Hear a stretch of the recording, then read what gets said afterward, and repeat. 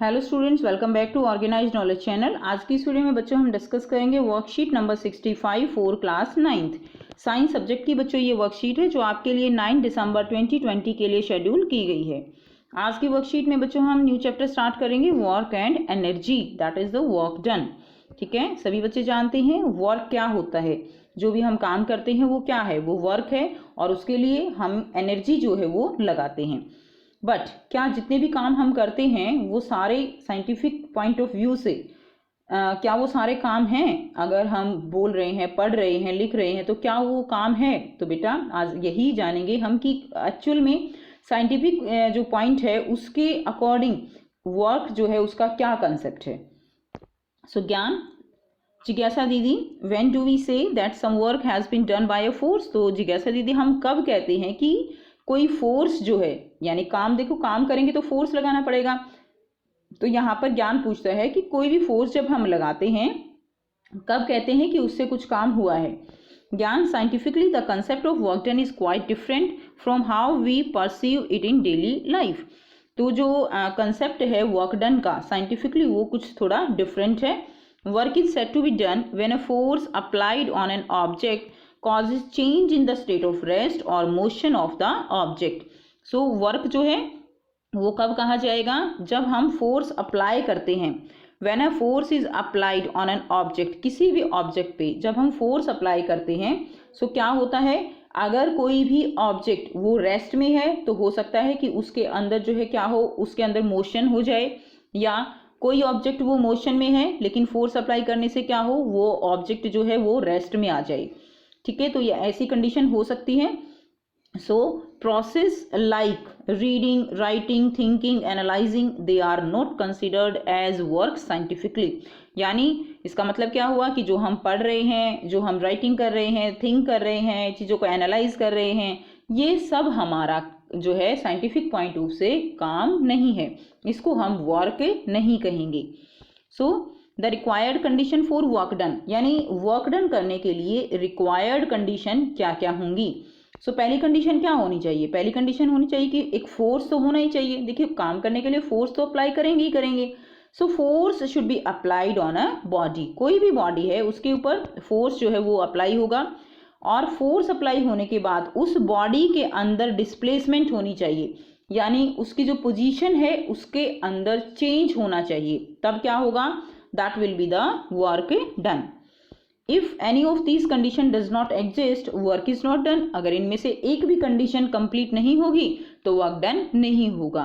Example लेते हैं, एक वॉल है, ठीक है ना, दीवार, आप उसको जो है बहुत ज़्यादा फोर्स लगा के उसको फोर्स लगा रहे हो, क्या उसकी पोजीशन में कोई चेंज आएगा? क्या वो अपनी जगह से हट के दूसरी तरफ चली जाएगी? बिल्कुल नहीं। इट मीन्स क्या है, आपने फोर्स तो लगाया लेकिन वर्क जो है वो ज़ीरो है, काम तो हो ही नहीं रहा है, आप फोर्स लगा रहे हो। इसका मतलब क्या है कि काम करने के लिए ये दोनों कंडीशन फुलफिल होना ज़रूरी है। Examples where work does not happen, तो हम एग्जाम्पल देखेंगे जहाँ पर वर्क डन जो है वो हो ही नहीं रहा, ज़ीरो है। Applying a force on A wall which want move, आप वॉल पे फोर्स लगाइए, ये मूव नहीं करेगी, the work done is zero. A student standing with bag on his shoulders, तो बच्चा जो है वो क्या है, स्टूडेंट अपने जो शोल्डर हैं उनके ऊपर बैग लेकर खड़ा है, वर्क डन ज़ीरो है। मूवी, आप watching a movie, zero work done. Talking, बात कर रहे हैं, वर्क डन, कुछ भी वर्क डन नहीं है। उसके बाद देखिए mathematical expression for work done by a force, तो हम मैथमेटिकल एक्सप्रेशन करेंगे कि हम फोर्स को, वर्क डन को फोर्स और डिस्प्लेसमेंट इसकी फॉर्म में कैसे डिफाइन कर सकते हैं। Work done by a force is denoted by W, तो बेटा जो वर्क डन है उसको हम डब्ल्यू से डिनोट करते हैं, यानी work. The work done by a force is equal to the product of force, यानी जो हम फोर्स अप्लाई कर रहे हैं, product of force applied on an object and displacement of the object. जो हमने फोर्स अप्लाई किया उस फोर्स से उस ऑब्जेक्ट में क्या डिस्प्लेसमेंट हुई है, तो उनका प्रोडक्ट क्या होगा, that will be the work done. So work done is equal to force into displacement, so W is equal to F into S. Now when force is acting obliquely on an object, it can be written as W is equal to F S cos theta. तो यहाँ पर देखिए, अगर जो हम force apply कर रहे हैं वो किसी एंगल से कर रहे हैं, ऑब्लिकली कर रहे हैं, तो उसमें हम क्या करेंगे, उसमें हम एंगल को कंसीडर करेंगे। सो उसके लिए फॉर्मूला क्या हो जाएगा, W is equal to F S cos theta. ठीक है, उसके बाद देखिए work done is a scalar quantity. जो वर्क डन है उसकी वो क्या ऐसी क्वांटिटी है, वो एक स्केलर क्वांटिटी है। Means it have only magnitude no direction. केवल मैग्नीट्यूड होता है, डायरेक्शन नहीं होती। जिसकी डायरेक्शन नहीं होती that is a scalar quantity, जिसकी डायरेक्शन होती है that is a vector quantity. Now what are the units of work done? Units of work done is Newton meter. As we know, W is equal to F into S, and the unit of force is Newton, and the unit of displacement is meter. So what will be the unit of work?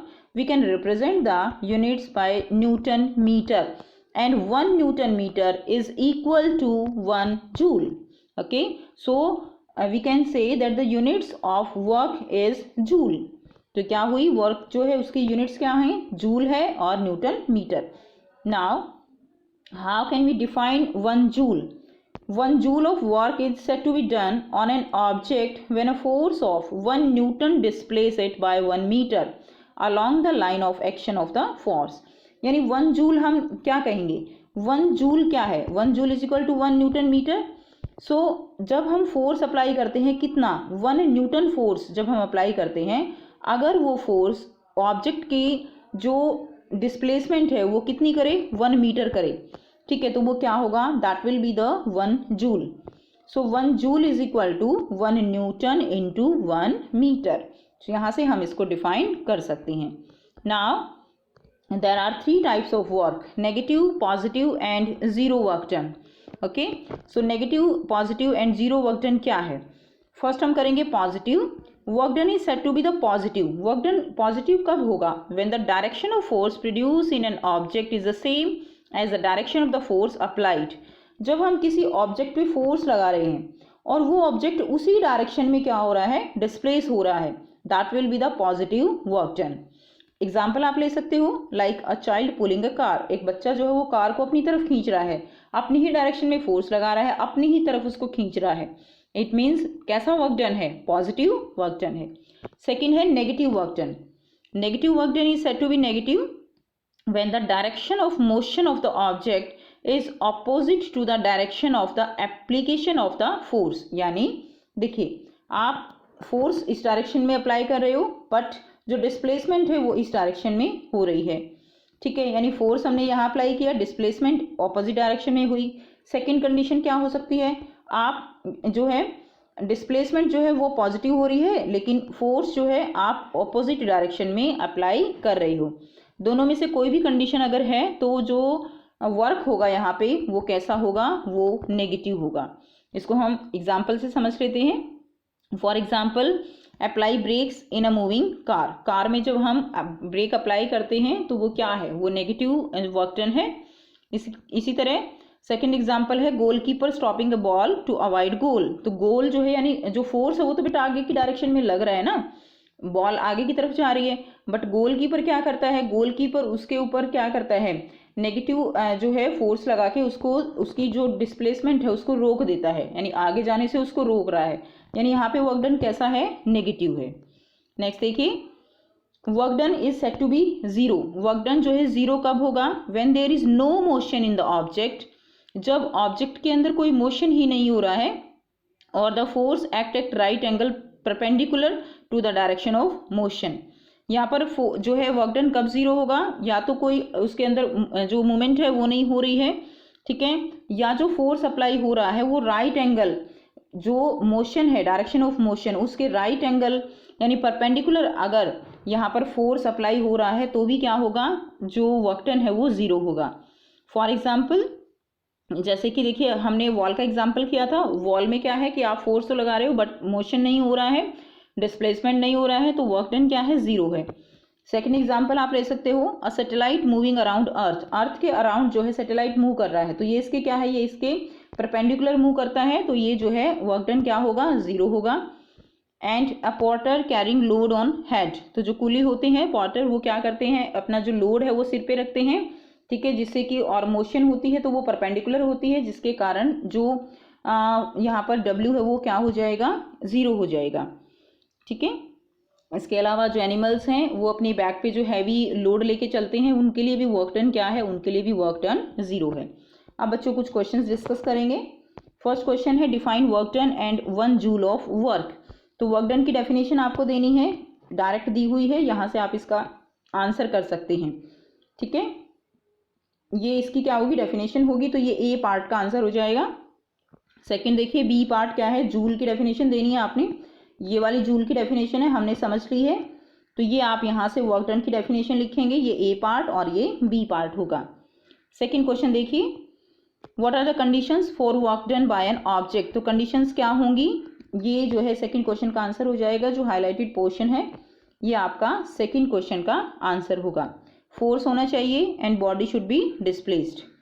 Next देखिए question number 3, a load is pulled using a force of 5 newton to a displacement of 2 metre, calculate the work done. तो बेटा load जो है वो पुल किया जा रहा है यूजिंग अ फोर्स, फोर्स कितना है यहाँ पर 5 न्यूटन और डिस्प्लेसमेंट यानी एस कितनी है 2 मीटर, तो क्या हो जाएगा 5 इंटू 2 10 न्यूटन मीटर यानी 10 जूल आंसर होगा। तो ये बेटा करते हैं आंसर। सो यहाँ से आप क्वेश्चन नंबर 3 का आंसर करेंगे। Work is equal to force into displacement in the direction of force, work is equal to 5 newton into 2 metre, that will be equal to 10 newton metre, 10 joule, hence the desired work is 10 joule. Answer क्या हो जाएगा 10 joule. Next देखिए question number 4, write examples of each positive, negative and zero work done from your daily life. तो आपको example देने हैं, तो बेटा यहाँ पे आप एग्जाम्पल दिए गए हैं, यहाँ से एग्जाम्पल लिख सकते हैं। ये वाला जो है आपका पॉजिटिव वर्क डन के एग्जाम्पल होंगे, ये नेगेटिव के होंगे एंड ये जो है आपके जीरो के होंगे। तो इस तरह से आप लिख के और ये एग्जाम्पल लिख दीजिए, ये आपका आंसर हो जाएगा। नेक्स्ट देखिए ये आपका क्वेश्चन नंबर 4 का आंसर होगा। नेक्स्ट हम करेंगे question number 5, right unit of work done. Work done की यूनिट क्या होंगी, न्यूटन, मीटर और जूल। तो ये जो है आपका ये क्वेश्चन नंबर 5 का आपका आंसर हो जाएगा, यूनिट्स ऑफ वर्क डन। सो ये थी बच्चों आपकी आज की वर्कशीट। आई होप बेटा आपको ये वर्कशीट क्लियर है। कोई भी डाउट है कमेंट सेक्शन में कमेंट करके पूछ सकते हो। वीडियो अच्छी लगी तो लाइक शेयर जरूर कर लीजिए। अभी तक चैनल को सब्सक्राइब नहीं किया है तो ऑर्गेनाइज्ड नॉलेज चैनल को सब्सक्राइब कर लीजिए। And thanks for watching, have a nice day.